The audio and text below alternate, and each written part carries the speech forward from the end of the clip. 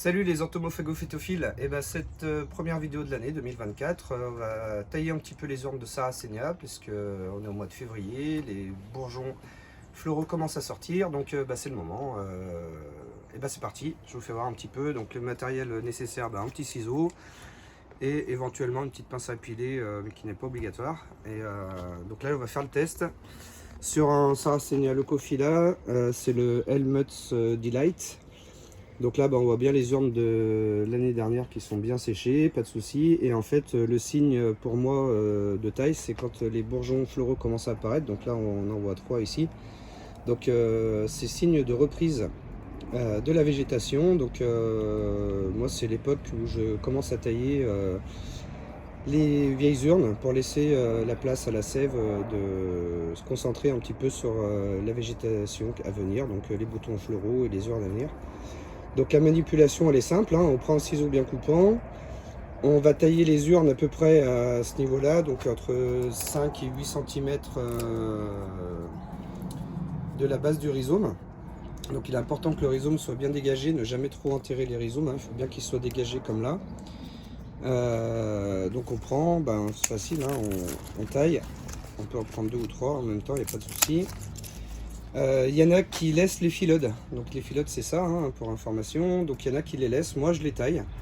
Les deux écoles sont possibles, pas de souci là-dessus, moi je préfère les tailler parce que je trouve pas ça super esthétique.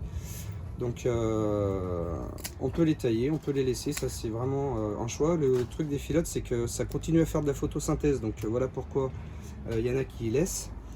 Et une fois qu'on a enlevé ça, moi ce que je fais, je tire délicatement sur les urnes que j'ai coupées l'année dernière. Donc voilà, on tire délicatement dessus.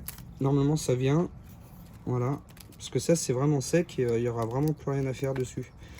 Donc on prend, on tire. Si ça force un petit peu, on va pas abîmer le rhizome, on va couper à la base.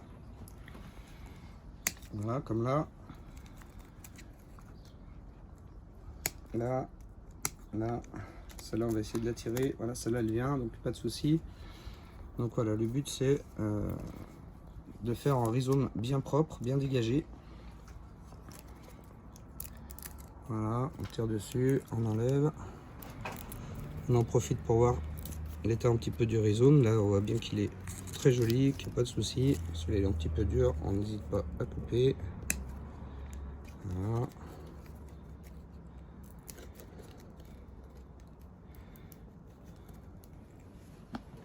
Hop, celui-là est un petit peu dur, on coupe comme ça. Voilà, comme ça on a un joli pied tout beau, tout prêt à repartir pour la saison. Et quand le pot est bien dégagé, comme ça on en profite pour regarder s'il n'y a pas d'adventice à enlever. Donc là, celui-là, non, un petit peu, une petite ici. Les petites adventices, ce sont les petites plantes un peu indésirables. Ici par exemple, on voit, il y a un petit peu du jonc qui commence à pousser. Donc on prend, on tire. L'essentiel, c'est voilà, c'est de bien avoir les racines. Si ça est compliqué, on peut prendre la pince à épiler.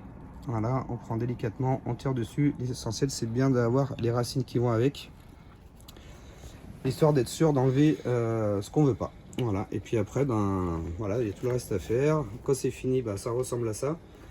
Donc c'est pas, voilà, c'est pas super esthétique, mais au moins ça laisse la place pour les rhizomes et pour la pousse de l'année à venir.